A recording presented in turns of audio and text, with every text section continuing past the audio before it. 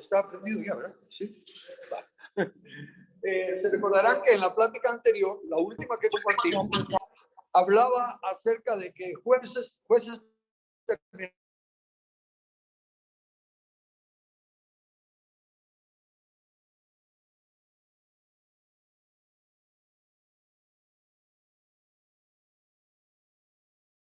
con frecuencia. Y la razón era la decadencia moral de los ministros existentes y la inmadurez del liderazgo que se estaba formando. Centré el mensaje en la pérdida de la guerra contra los filisteos y lo basé en que el pueblo le dio a los instrumentos, a las cosas que representaban a Dios, el mismo valor que la presencia de Dios. Y por eso cuando trajeron el arca, que solo era un símbolo, solo una representación, dieron tantos gritos de júbilo como que si la misma presencia de Dios estuviera allí. Y no fue así. Por lo tanto, perdieron la guerra y perdieron el arca. Ahora, el punto clave aquí es que el ministerio estaba mal. Y hoy quiero tomarlo como en las series esas de que cuando llega a un lugar la historia se ponen a recordar lo que había pasado para llegar ahí. Eso es lo que vamos a hacer hoy. Voy a ponerme a recordar lo que ya había pasado para llegar ahí. Y en 1 Samuel capítulo 2, voy a leer solo versículos aislados, el versículo 12, el 17 y el 27 al 29. Dice así: los hijos de Elí eran hombres impíos y no tenían conocimiento de Jehová. Ven, ¿quiénes eran los hijos de Elí? Los sacerdotes. O sea, Elí era el sumo sacerdote y los hijos de Elí eran sacerdotes. Conocían todo el rito de un sacerdote. Cuando venía alguien que venía con una ofrenda de gracia, sabían qué hacer. Cuando venía uno confesando un pecado, sabían qué hacer. Sabían todo el teje y maneje de la religión, pero no conocían a Dios. Qué triste esa realidad. Y hoy en día, en la experiencia que tengo, he dado en una institución, he dado pláticas a pastores, y algunos se han enojado conmigo cuando los confronto con la palabra porque no saben doctrina. Son pastores porque son buenas personas, porque aman a Dios, porque son sinceros, por varias características, pero no pasan las características mínimas que presenta la palabra de Dios. Si alguno anhela obispado, buena obra desea, pero es necesario que. Y muchos no saben el necesario que. Entonces, algo así pasaba aquí. Los sacerdotes eran impíos, dice claramente ahí en la palabra de Dios, y no conocían a Jehová. Tener conocimiento intelectual de Dios, tener conocimiento de todos los ritos y de los procedimientos de sacrificios, tener conocimiento de la historia de su nación y todo lo que Dios había hecho. En fin, conocer teoría e historia del trato de Dios con el pueblo no es conocer a Dios. Necesitamos estar claros de eso. Era pues, dice el versículo 17, muy grande delante de Jehová el pecado de los jóvenes. Nosotros hemos dicho que pecado es pecado. De lo mismo robarse un centavo que robarse un millón. Pero ¿por qué aquí pone muy grande? Entre los mandamientos hay uno que es malinterpretado, uno que no se entiende bien. Y es el mandamiento en el capítulo 20 de Éxodo, versículo 7, que dice: no tomarás el nombre de Jehová tu Dios en vano, porque no dará por inocente Jehová al que tomare su nombre en vano. Fíjense, los demás pecados: no cometerás adulterio. Perdona a Dios a uno que comete adulterio si se arrepiente, sí. Perdona a Dios a uno que roba si se arrepiente, sí. Pero aquí dice que al que tome su nombre en vano, no lo dará por inocente. No es, como algunas veces se ha dicho, usar el nombre de Jesús o usar el nombre de Dios así como Dios me libre. Oh Jesús, qué barbaridad. No, eso no es tomar el nombre de Dios en vano. La palabra tomar en el original es más levantar. Levantar en el sentido de hacerlo sobresalir. Por ejemplo, cuando José revela el sueño a los dos que están en la cárcel, al panadero y al copero, dice: dentro de 3 días Faraón levantará vuestra cabeza. ¿Y a qué se refiere? Que de todos los que están ahí va a hacer resaltar, va a sacar, a sobresalir a ellos dos, porque va a tratar con ellos dos. A uno lo restaura su puesto y al otro lo manda a colgar. Entonces, este mandamiento dice: no es de exaltar el nombre de Dios para yo sacar un beneficio. Llevar el nombre de Dios en vano, especialmente los que tenemos el privilegio de compartir. Cuando usamos el Señor me muestra que, o el Señor dice así, si no es verdad lo que el Señor me está mostrando o que el Señor está diciendo, eso es tomar el nombre de Dios en vano. Hacer resaltar el nombre de Dios para que se le dé valor a lo que yo digo. Por eso es que es importante cuando uno piensa, por así decirlo, que está recibiendo algo del Señor, ¿verdad? Por ejemplo, yo miro aquí a una señora, ¿verdad? Y entonces se me ocurre o me viene el pensamiento: mira, ella tal vez tiene dolor de cabeza o algo así. No debo llevar a decirle: mire, el Señor me muestra que, sino que, perdona, me parece entender como que, ¿ven? Porque de esa manera, si solo fue un sentimiento, yo no estoy usando el Señor dice para que se crea lo que estoy diciendo. ¿Me estoy dando a entender? Entonces, estos eran sacerdotes del Señor, de Jehová. Y sabían, y como el pueblo sabía también la ley, los ritos y las tradiciones, pues de modo estos llenan los requisitos. Pero no era así. Es importante entender la diferencia entre la forma y la esencia. Por lo tanto, en esa condición ahora entramos ya a la causa. En el versículo 27 dice: y vino un varón de Dios a Elí y le dijo: así ha dicho Jehová, no me manifesté yo claramente a la casa de tu padre. No es al papá de él. Se recuerdan que la Biblia, cuando se habla de padre, se está refiriendo a los ancestros, ¿verdad? Por eso que Jesús le dice hijo de David, ¿verdad? Y no era hijo de David, en el sentido pues como nosotros los tratamos. Entonces, no me manifesté yo claramente a la casa de tu padre cuando estaban en Egipto, en casa de Faraón. Fíjense de dónde es donde se manifestó Dios. A Elí. Elí había nacido, pero está en la línea de los sumos sacerdotes, de los sacerdotes. Y el versículo 29. ¿Por qué habéis hollado mis sacrificios y mis ofrendas que yo mandé ofrecer en el tabernáculo? Y has honrado a tus hijos más que a mí, engordándoos de lo principal de todas las ofrendas de mi pueblo Israel.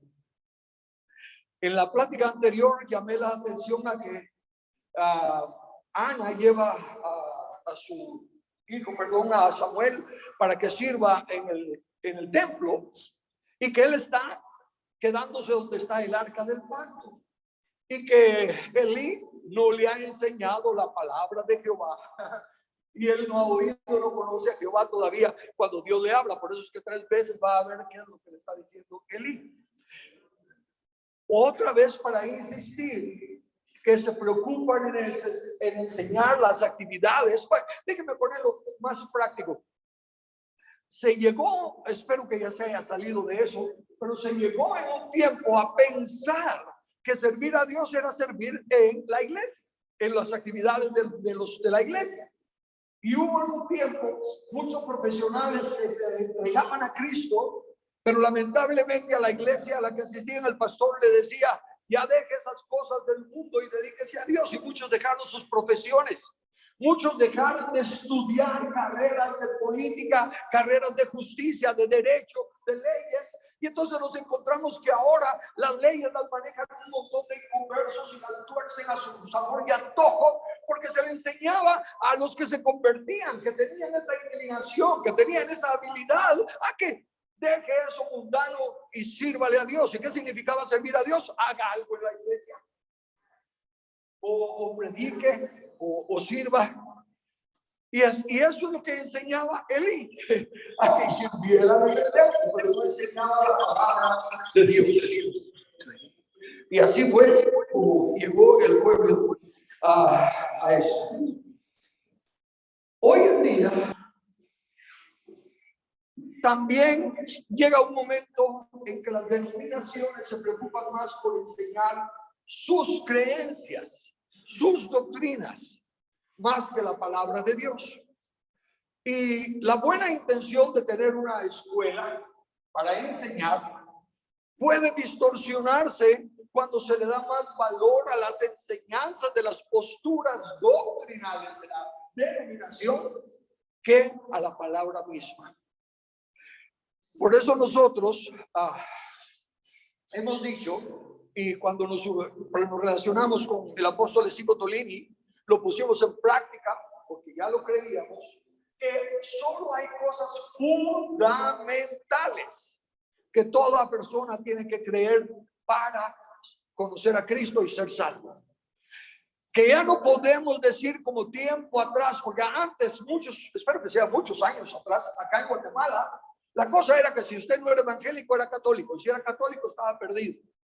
Pero tenía que ser evangélico para ser salvo. Y la lucha, entonces, era más de predicar en contra de los católicos, ¿verdad?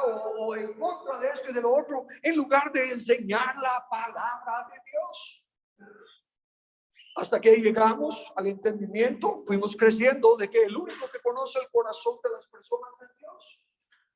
Que podemos ser súper evangélicos y no ser salvos, no ser gratos a Dios.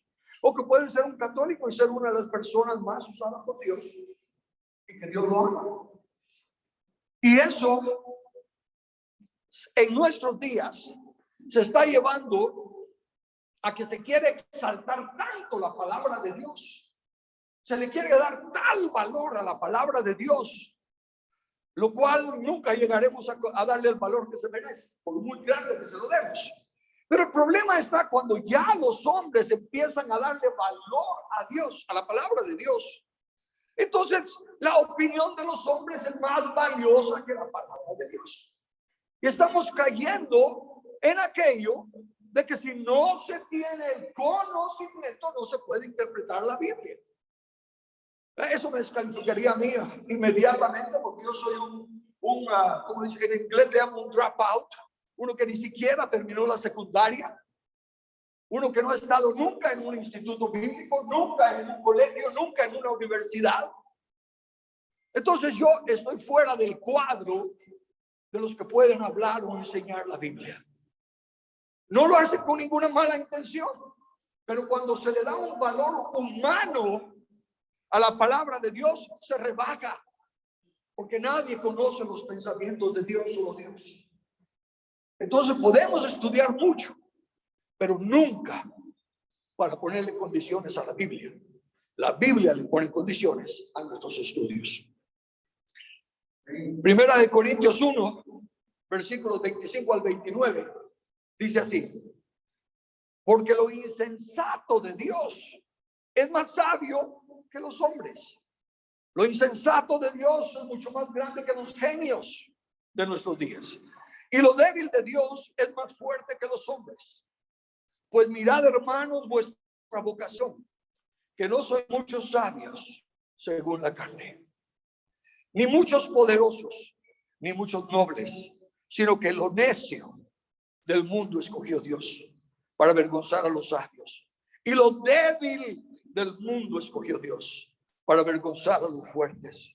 Y lo vil del mundo y lo menospreciado escogió Dios, y lo que no es, para deshacer lo que es, a fin de que nadie se jacte en su presencia. Los hijos de Elí eran impíos. ¿Qué significa impío? La palabra hebrea es beleado.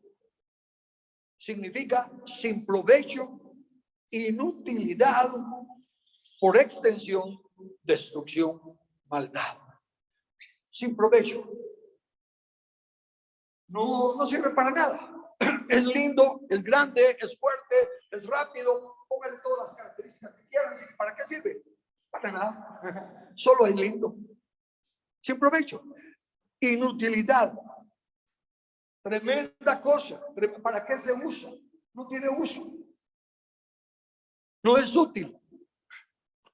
Entonces, por muchas cosas que se le pongan buenas, lo que no produce provecho y lo que no es útil, por extensión, destruye y se convierte en maldad.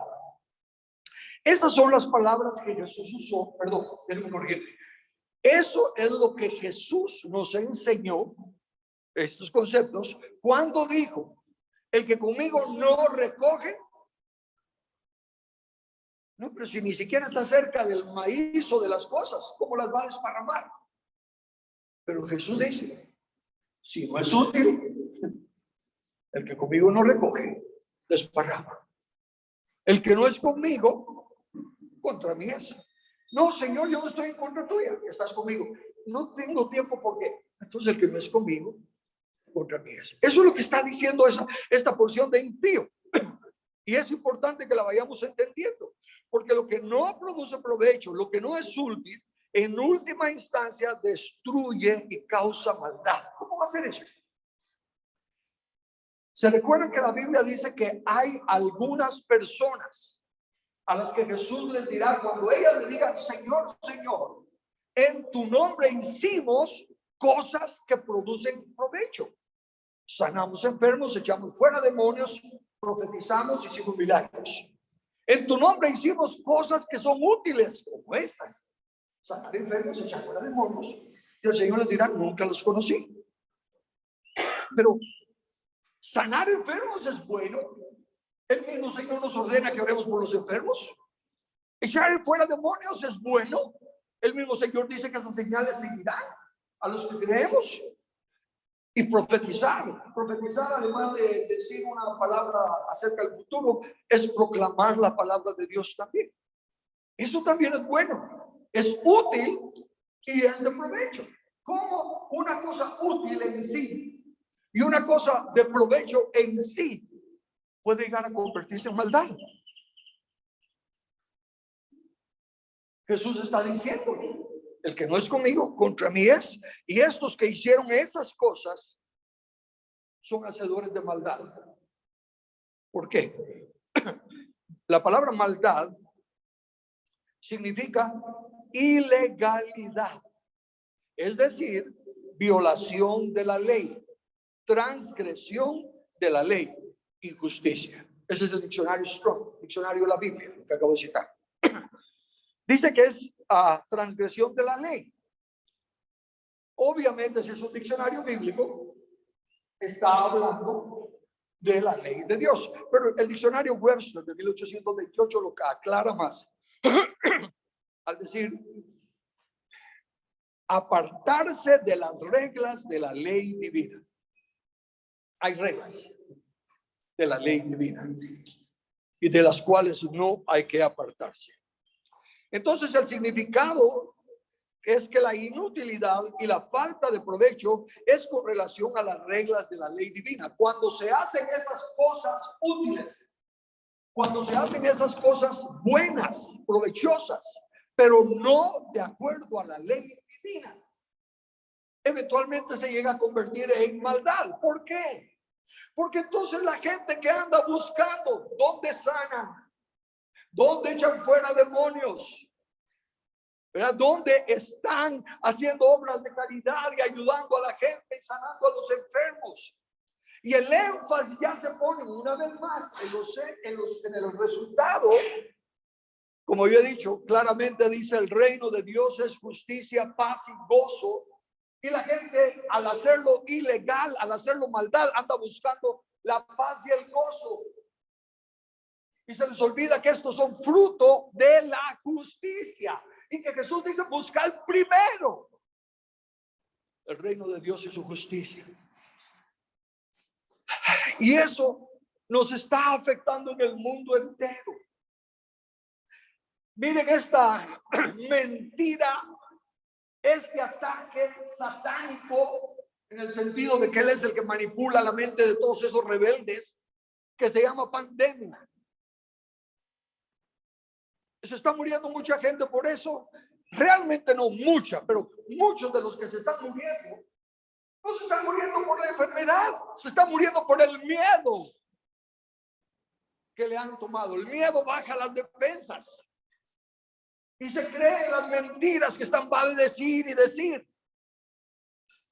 Y la iglesia, hay que obedecer la ley. Si nos dicen que usemos máscara, hay que usar máscara. Está comprobado que esta máscara no sirve para nada. Y sí puede estar causando daño, como lo está haciendo a muchos que la usan. Porque son más los microbios que está guardando dentro de sí que lo que está protegiéndose. Es una maldad la que nos está gobernando.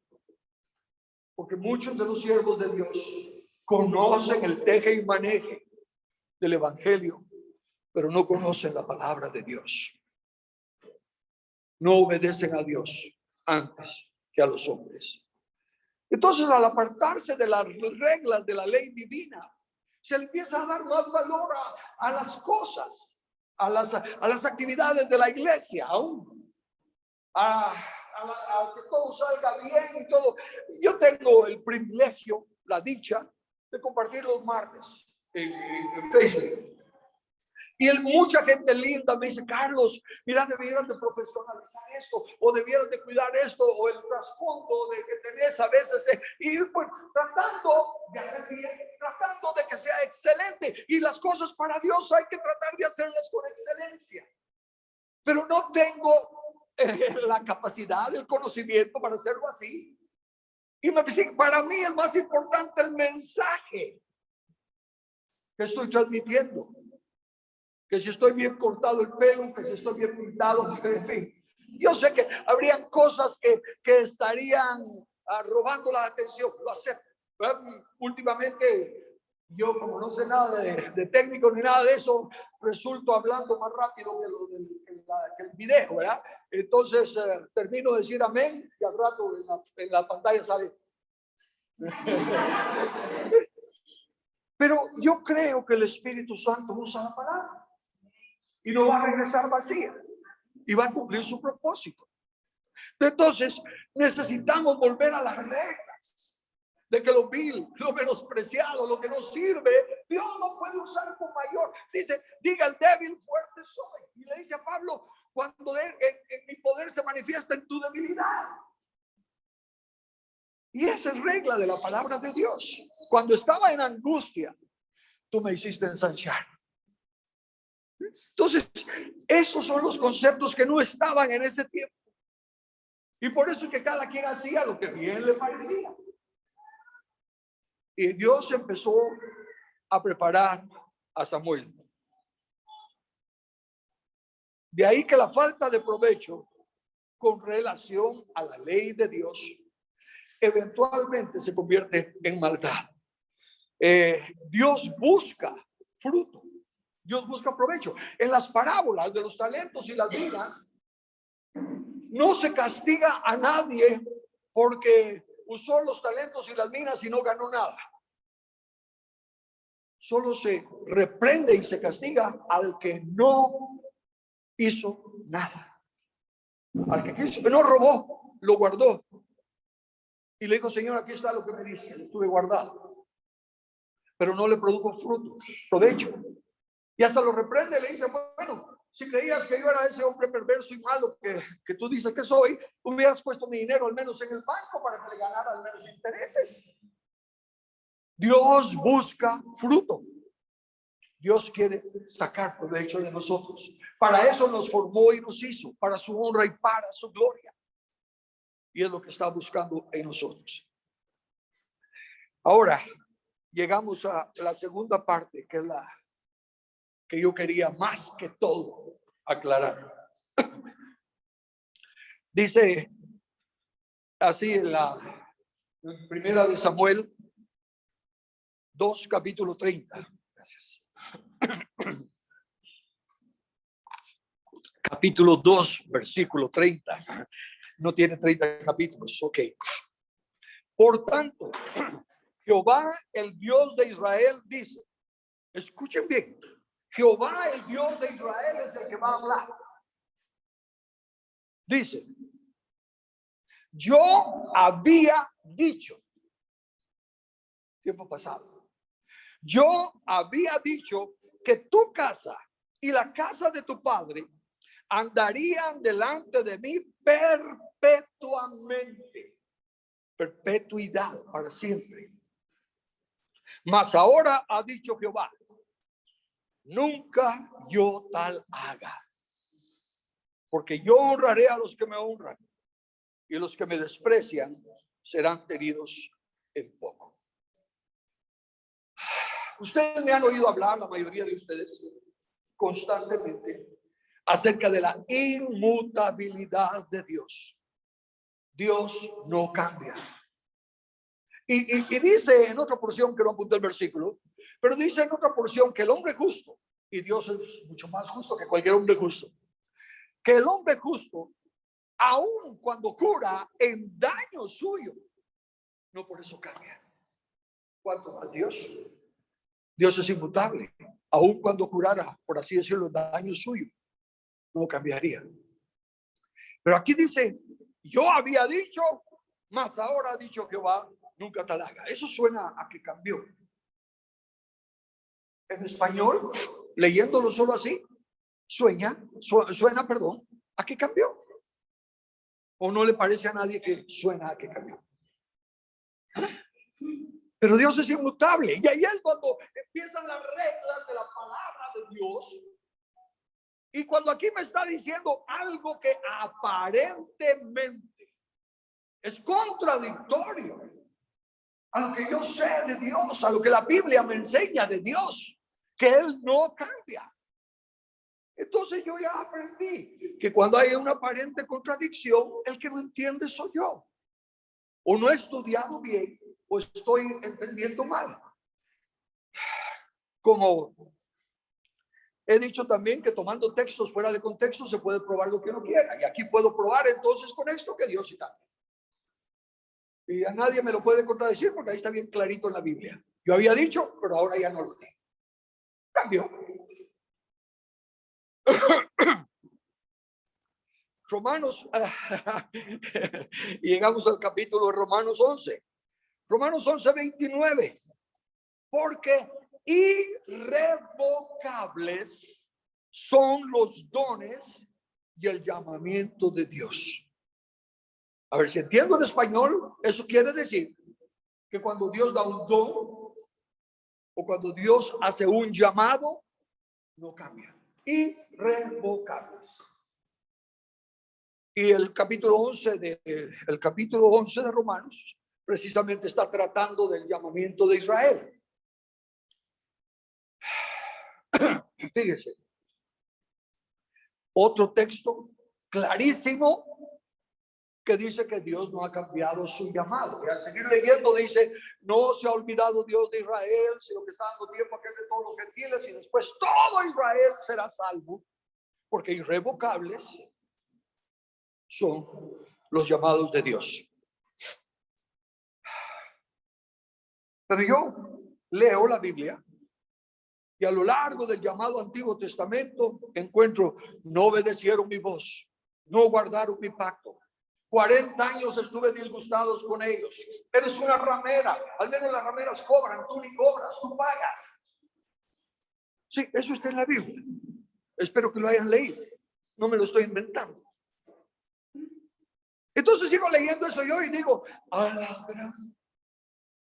Pero como Dios los llamó, aunque sean todo eso, irrevocables, son los dones de Dios y el llamado de Dios. Y Dios había dicho, y ahora se está retractando, porque luego Jesús dice, les quito el reino a ustedes y se lo doy a otra nación que produzca los frutos. Entonces se cambia. Entonces lo que yo había creído de la inmutabilidad está equivocado. No. Eso es lo que quiero llevarles. Las cosas que Dios nos ha permitido aprender de Él. Las cosas que Él nos ha permitido ver como el que los manifiesta. Cuando chocan con otro aspecto, tenemos que ir a las reglas de la palabra. que la Biblia sea la que interprete a la Biblia. Y le dice, yo había dicho que tú y la casa de tu padre tendrían el sacerdocio perpetuamente. ¿Cuándo lo dijo?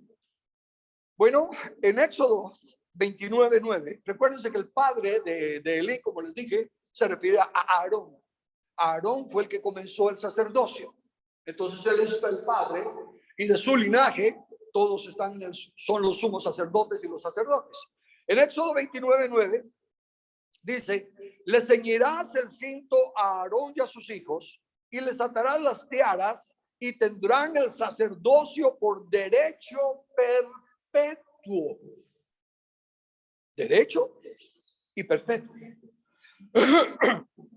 Así consagrarás a Aarón y a sus hijos. Y todo el capítulo 28 está describiendo la ropa que deberían de vestir los sacerdotes, la tiara, la túnica, todas las cosas que necesitan vestir. Y termina diciendo el capítulo 28 de esta manera: es estatuto perpetuo para él y para su descendencia después de él. O sea que se repite que el sacerdocio era perpetuo para Aarón y para su descendencia. Sin embargo, al leer el versículo completo, el final, solo les leí el final del versículo 43. Dice así todo el versículo 43. Y estarán sobre Aarón y sobre sus hijos las vestimentas de las que vino hablando. Cuando entren en el tabernáculo de reunión o cuando se acerquen al altar para servir en el santuario, para que no lleven pecado y mueran. Es estatuto perpetuo para él y su descendencia. O sea que el estatuto perpetuo también llevaba implícito un orden, un requisito que había que cumplirse. Porque los mismos hijos de Aarón, vestidos como dice ahí, entraron a ofrecer incienso extraño y cayeron muertos. Ahí mismo nos da el ejemplo de que esa perpetuidad tiene condiciones. Hay muchas promesas, las cuales son de Dios, y Él es el que se encarga de cumplirlas y no tiene condiciones. Pero hay muchas de las promesas de Dios que nos ponen condiciones, y si no conocemos las condiciones, no podemos clamar el beneficio o el derecho. Además, tengo delante de mí, cuando estoy leyendo la Biblia, que Moisés le dice a Dios: mira, Dios, si no los perdonas, quítame de tu libro, ráeme de tu libro. Y Dios le responde, Jehová respondió a Moisés: al que pecare contra mí, a este raeré yo de mi libro. Al que pecare contra mí, incluirá también a los sumos sacerdotes. ¿Ven? Entonces, al dejar que la Biblia interprete a la Biblia, veo que aún una palabra que aparentemente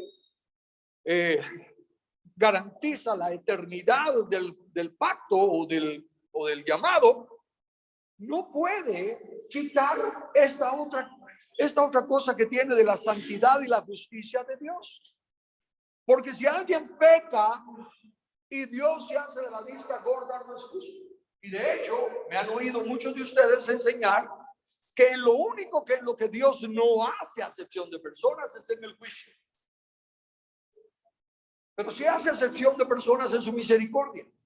Sí hace acepción de personas en la dádiva de dones. Pero no en el juicio. Entonces, si el juicio dice claramente: el que pecare contra mí, yo lo borraré del libro. Eso es superior a cualquier otra declaración. Pero todavía hay más claridad. Dice, aclara en 1 Samuel que Dios no está cambiando, porque sigue diciéndole a Elí: porque yo honraré a los que me honran, y los que me desprecian serán tenidos en poco. Porque sus hijos han blasfemado a Dios, tus hijos han blasfemado a Dios, y Él no los ha estorbado.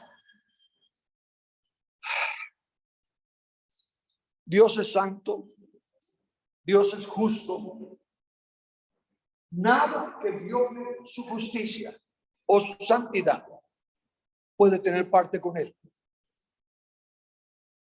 Por lo tanto, queda implícito que cuando él promete algo, tienen que llenarse las condiciones que él ha llenado. Déjenme llevarlos a lo irrevocable aparente del capítulo 11 de Romanos. Escuchen estas palabras, voy a leerlas despacio.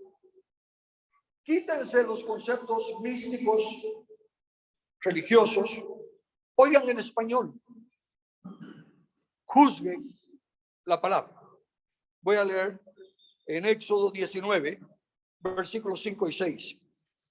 Ahora pues, si dieres oído a mi voz y guardares mi pacto, vosotros seréis mi especial tesoro sobre todos los pueblos, porque mía es toda la tierra. Y vosotros me seréis un reino de sacerdotes y gente santa. Estas son las palabras que diréis a los hijos de Israel. Pregunta, ¿qué es? Si dieres oído a mi voz y guardares mi pacto. Una condición. Una condición. Platicábamos con Lili y ella me decía que le hiciera un ejemplo de nuestros días de eso. Le veníamos en el carro, entonces yo le dije, bueno, es como que si yo te dijera, si tocas la bocina, yo te prometo que al salir de la reunión te llevo al restaurante más caro, al lugar más lindo que tú quieras y hacemos lo que quieras el resto del día. Y pues cuando terminara la reunión, Lili me dijera, ok, ya escogí a cuál restaurante. Y le digo, no vamos. ¿Cómo que no? Tú me dijiste. Yo le diría, no tocaste la bocina. No hay pacto. Yo no me estoy echando atrás de nada. Tú simplemente no llenaste el pacto. Entonces no tengo nada que cumplir. ¿Estamos hasta ahí? Entonces note, si oyeres hoy mi voz, que dice a la Biblia, mire, hay una cantidad, una chorrera de versículos, hay una porción en la que solo en esa porción, hago así porque ese es el espacio que ocupa en la Biblia, en una porción así, hay un montón de cosas que dicen, no hicieron. Pero supongamos que si lo hubieran hecho. Sigue diciendo, si dieres oído a mi voz y guardares mi pacto, vosotros, ¿cuál es la siguiente palabra? Eso es en pasado, presente o futuro. ¿Seréis? Seréis. ¿Qué seréis? Mi especial tesoro. Note, esa palabra, esa frase, mi especial tesoro, solo se repite una vez más en la Biblia. Y es al final del llamado Antiguo Testamento, Malaquías. Pero noten aquí entonces, en primer lugar, la condición es, si oyeres atentamente, déjame la abierta, please. Si oyeres atentamente mi voz. Esa es la condición. Y guardar en mi pacto. Aunque hicieres eso solo garantiza que van a llegar a ser mi especial tesoro. ¿Estoy quedando claro? Se los voy a demostrar con Malaquías. Pero ok, entonces vámonos a Malaquías capítulo 3. Dios está redarguyendo al pueblo. Recuérdense que ya este es el último libro. Después de esto vienen más de 400 años de silencio. Y dice en el versículo 16, entonces los que temían a Jehová, estamos hablando de uno que llena la condición, si oyeres atenta mi voz y guardares mi pacto. Los que temían a Jehová hablaron cada uno a su compañero y Jehová escuchó y oyó. Y fue escrito el libro de memoria delante de él, delante de Dios, para los que temen a Jehová y para los que piensan en su nombre. ¿Y qué sigue? Y serán para mí especial tesoro, ha dicho Jehová de los ejércitos. Primero se lo dijo a la nación. entera. Si oyeres atentamente mi voz y guardares mi pacto, seréis un pueblo, una nación santa, real sacerdocio, y seréis mi especial tesoro. Ahora se lo está diciendo a individuos que temen a Dios. Y les dice, ustedes serán para mí especial tesoro. Pero ¿por qué digo que es futuro? Porque sigue diciendo la porción de Malaquías, será para mi especial tesoro en el día en que yo actúe y los perdonaré como el hombre que perdona a su hijo que le sirve. Entonces os volveréis y discerniréis la diferencia entre el justo y el malo, entre el que sirve a Dios y al que no le sirve. Cuando Dios actuó para perdonar, fue en la cruz. Eso implica que el especial tesoro al cual Israel se le había ofrecido que podía ser, que el especial tesoro al cual a estos que temen a Jehová se les ofrece que van a hacer, se llevaría a cabo cuando él actuara y pagara el precio por el pecado del mundo y nos perdonara. Hasta entonces se manifestaría el especial tesoro. Antes no. Entonces Dios no le prometió, Dios sí le prometió a Israel, pero Israel no cumplió, no tocó la bocina, siguiendo el ejemplo que puse. Por lo tanto, Dios no se está echando atrás de nada. Sencillamente el sacerdocio no ha guardado la palabra de Dios.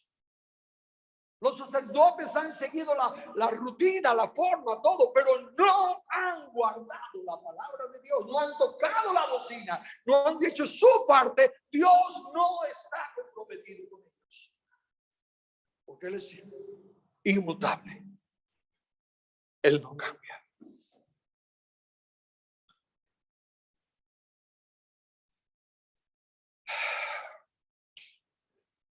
¿Por qué estoy hablando así? Porque necesito retarlos, como ha sido mi intención todo el tiempo, a que estudien la Biblia. Puse un ejemplo en una plática anterior de que cuando yo me encuentro con una situación difícil, cuando me confrontan con algo que no sé, porque recuérdense que todos hemos sido engañados por el enemigo. El mundo ha estado bajo el engaño del enemigo.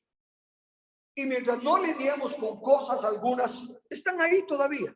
Yo sé que dentro de mí hay un montón de mentiras todavía, que no me he dado cuenta. ¿Por qué? Porque nadie me ha confrontado con ella. Es como cuando Pablo dice, yo sin la ley vivía. Pero cuando vino la ley y me dijo, no hay que hacer esto, yo lo hago. Entonces estoy mal. ¿Me doy a entender? Entonces yo así estoy. Yo estoy caminando con gozo, gratitud y con toda confianza en Dios. Pero cuando me confrontan con algo que no había, entonces doy 3 pasos, dije. Número 1, primero yo voy a estudiar lo que me dijeron.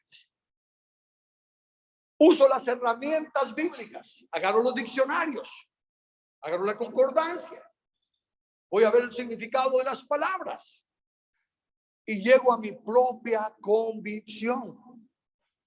Después ya leo comentarios para ver por qué algunos me apoyan o por qué otros me contradicen. Y basado en los que me apoyan y los que me contradicen, tomo una decisión y camino con ella. Y en pocos casos tomo un paso más. Voy con alguien que yo sé que piensa distinto que yo y le planteo lo que pienso para ver su oposición, para ver si tiene sentido y si tiene valor la oposición que me está presentando. Y de esa manera camino en lo que creo. Entonces ahorita yo quiero retarlos a que se den cuenta. Por ejemplo, fíjense, ¿qué cuadro tengo yo de Dios? Yo tengo el cuadro de un Dios que me ama, pero no, déjeme ponerlo en plural, porque es a todos, no a mí. Yo tengo el cuadro de un Dios que es amor. El cuadro de un Dios que se entregó a sí mismo. Se humanó para que lo pudiéramos entender. Y de esa manera nos dio ejemplo de cómo llegar al Padre, de cómo ser hijos en los cuales Dios tenga deleite porque hacemos su voluntad. Y pagó el precio, aún siendo sus criaturas. Digamos que fuimos robados, fuimos secuestrados, y pagó el precio de nuestro rescate.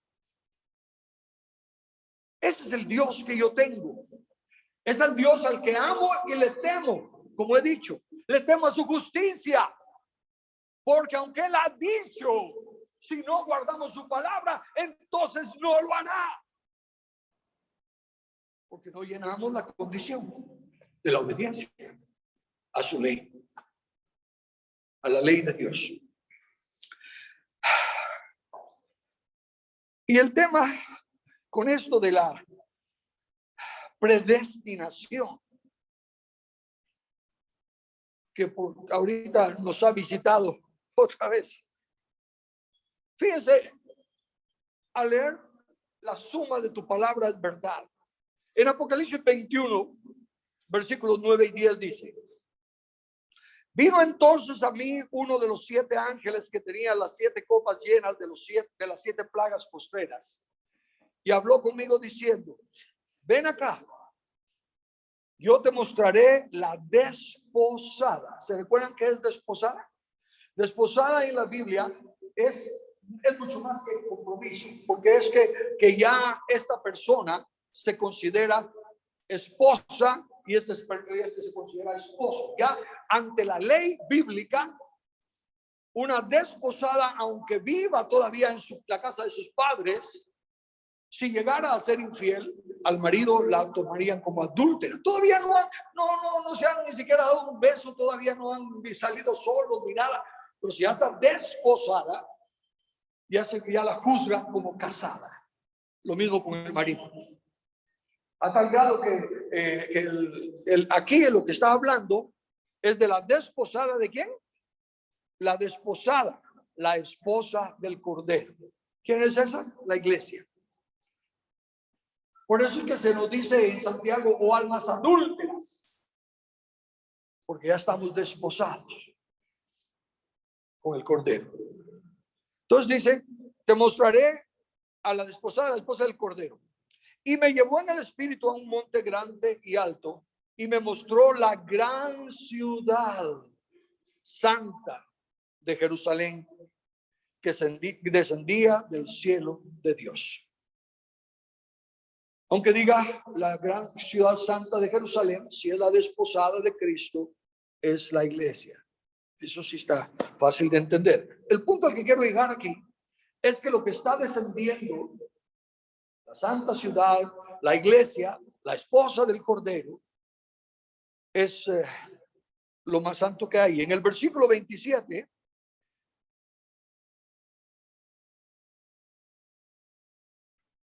se me movió esto, versículo 27, aquí está. Dice: no entrará en ella. ¿En dónde? En la ciudad santa de Jerusalén, en la desposada.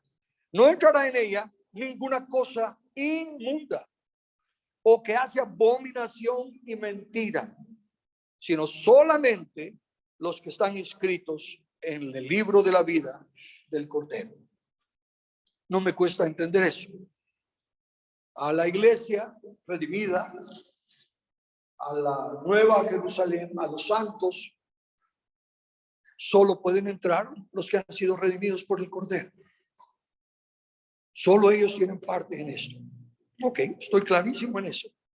Ahora los llevo, y esta fue una plática que tuve años atrás en Estados Unidos. Y salió el tema de Mateo 19:14. Pero Jesús dijo: dejad a los niños venir a mí y no se los impidáis, porque de los tales es el reino de los cielos. Y le decía yo a la persona, ahí dice claramente que los tales es el reino de los cielos. Esta persona con la que estaba hablando tenía algunos conceptos diferentes y decía: bueno, yo creo en que si un padre está caminando bien delante de Dios por el pacto con Dios, alcanza la bendición a sus hijos. Y yo le dije: ¿y qué si son hijos de un inconverso? Yo no veo ninguna condicionante o ninguna excepción a dejar a los niños venir a mí. Y de hecho, esta porción se repite en los 3 evangelios que se llaman Mateo, Marcos y Lucas. Marcos añade estas palabras, que Jesús se enojó, se indignó cuando sus propios discípulos estaban deteniendo a los niños, impidiendo que los niños vinieran a él. Dice Marcos que se indignó y volvió a decir: dejad a los niños venir a mí, porque los tales es el reino de los cielos. Y Lucas dice, no solo que lo que dice Mateo y Marcos, sino que dice Lucas, y los llamó a los niños. Entonces, de los tales es el reino de los cielos. No encuentro ninguna otra cosa. Quiere decir, ahora ya pongo junto Apocalipsis y Mateo, por eso lo puse. Si no entra nada inmundo al reino de Dios, y Dios dice, Jesús dice que de los tales es el reino de los cielos, quiero decir que los niños no están considerados inmundos por Dios. Quiero decir que Jesús está haciendo excepción de personas. No, pone niños en general. No especifica esta clase de niños, sino que los niños en general.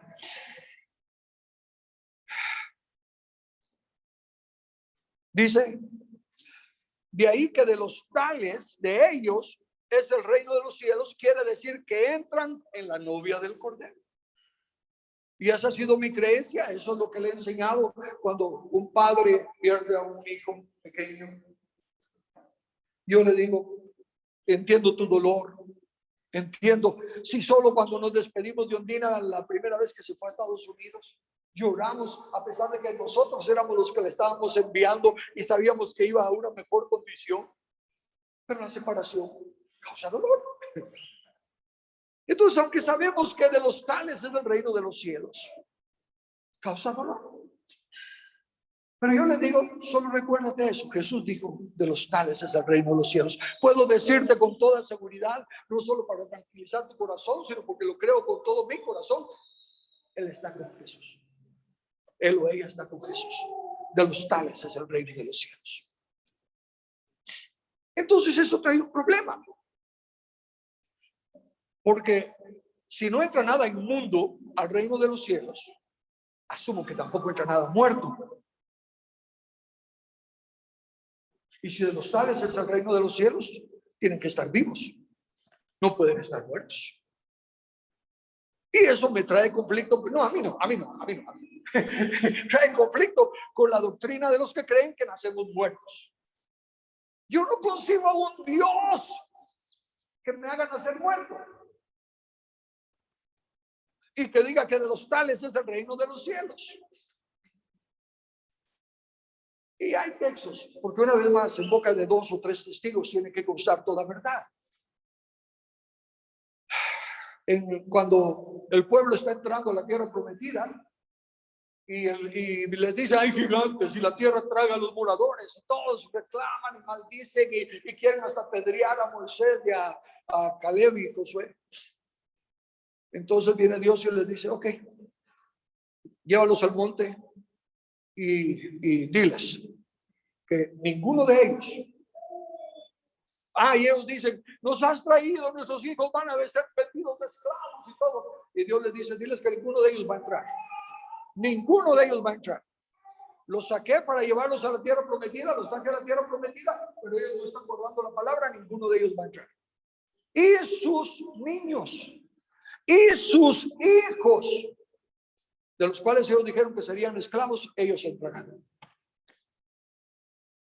Pero ¿saben qué dice ahí? Busquen ustedes su Biblia. Dice, y tus niños que no saben el bien y el mal entrarán. Dios en su soberana voluntad decide a qué edad es la edad de discernimiento. Pero mientras no se llegue a la edad de discernimiento, que no se sepa lo que es el bien y el mal, y escúchenme bien, Porque usamos ejemplos de que los niños son unos egoístas porque quieren es todo mío, mío, mío y tienen un montón de características negativas, ególatras. Sí, claro, eso sí es cierto. Eso sí es cierto, porque lo heredan de nosotros. Nosotros somos egoístas en nuestra naturaleza. Pero no están muertos, no están en pecado a los ojos de Dios. Dios decide cuál es el pecado grande y cuál no. Cuál es el pecado perdonable y cuál no. Y aquí está diciéndole al pueblo, tus hijos que no saben el bien y el mal, van caminando. No está hablando ni siquiera de bebés. Está hablando de una edad más avanzada, a saber cuál sea.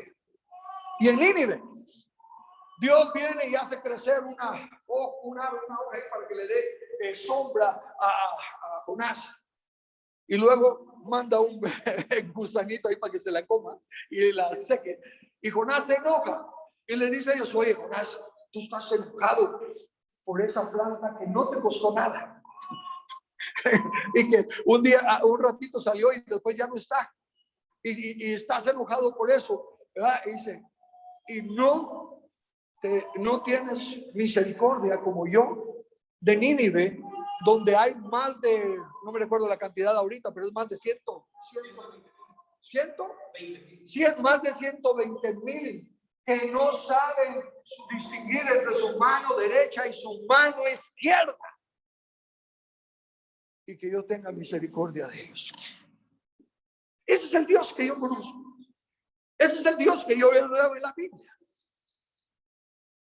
Entonces, basado en eso, creo en este Dios que Ezequiel 33:11 me presenta. Diles, vivo yo, dice Jehová el Señor, que no quiero la muerte del impío, sino que se vuelva el impío. ¿Qué es que se vuelva? Que se arrepienta.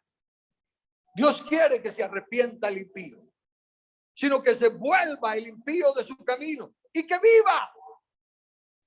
Volveos de vuestros malos caminos. ¿Por qué moriréis, oh casa de Israel? Entonces, ¿quién los está matando?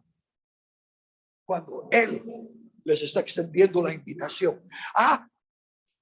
¿Y por qué les va a tener extender invitación si ya están predestinados para irse al infierno?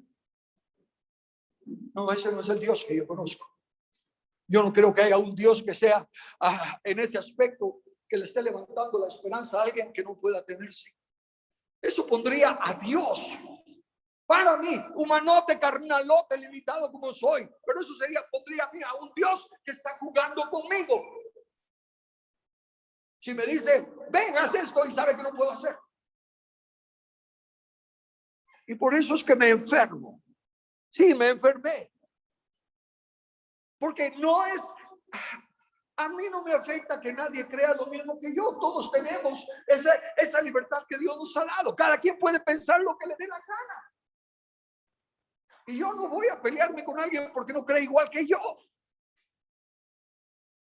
Pero no puedo concebir que se dé como algo fundamental, algo que contradice lo que estoy leyendo en la palabra. Llevo más de 50 años ministrando y todos los años he leído la Biblia. Y cada vez que hay una duda, yo voy a la Biblia con una actitud. Dios, estoy equivocado, lo menos que yo quiero es ser piedra de tropiezo. Y mi oración es, Dios, yo no quiero llegar a ser una odre viejo que ya no puede recibir vino nuevo porque se rompe.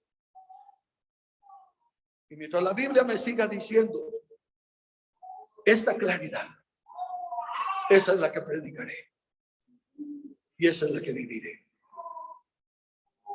Entonces, en aquellos días no había rey en Israel. Cada quien hacía lo que mejor le parecía. Y Dios dijo a Samuel, levantó a alguien que no conocía a Dios, levantó a alguien que no le habían explicado la palabra de Dios. Pero termina diciendo la escritura que Dios no dejó caer ni una sola palabra de las que habló Samuel. sino que lo usó para volver al pueblo a los caminos de Dios.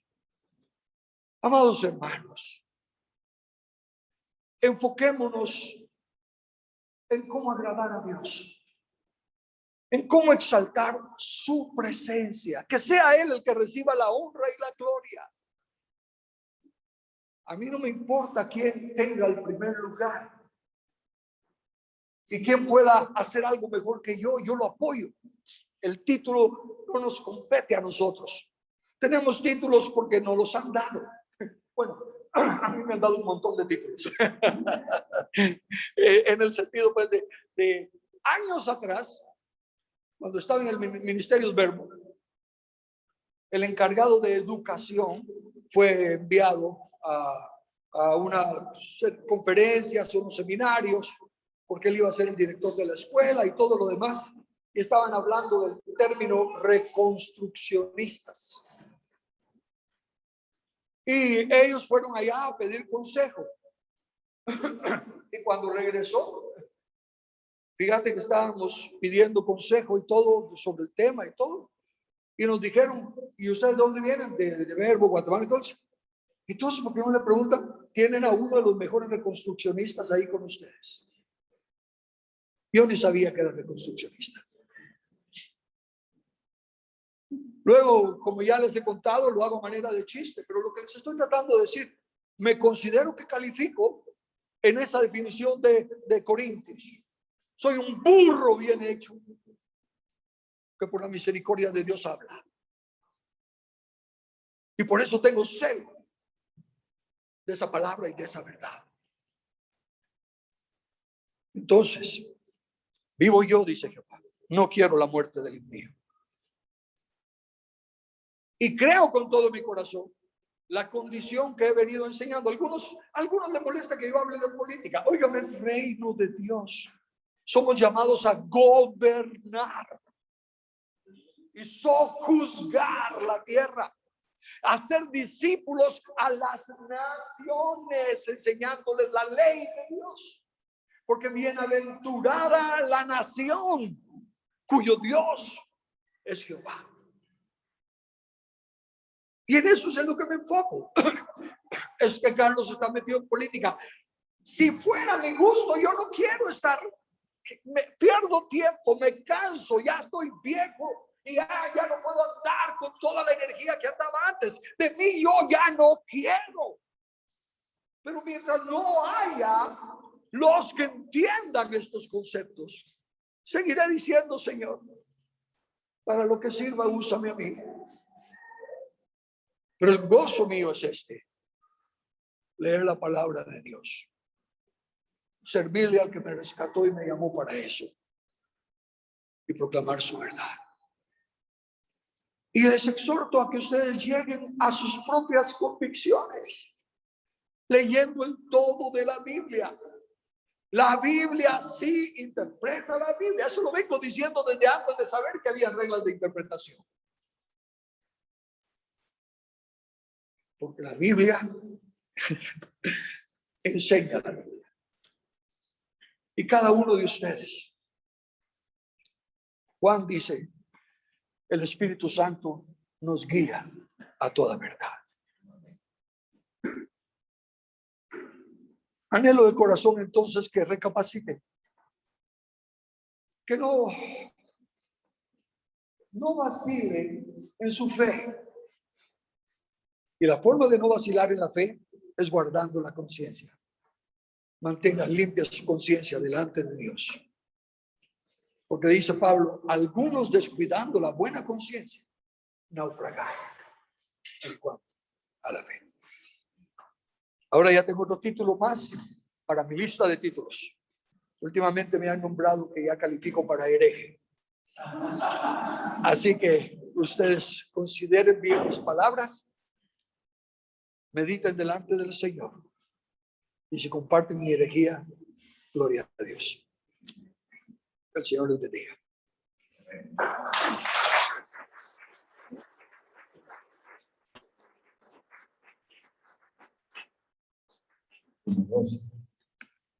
Amados hermanos,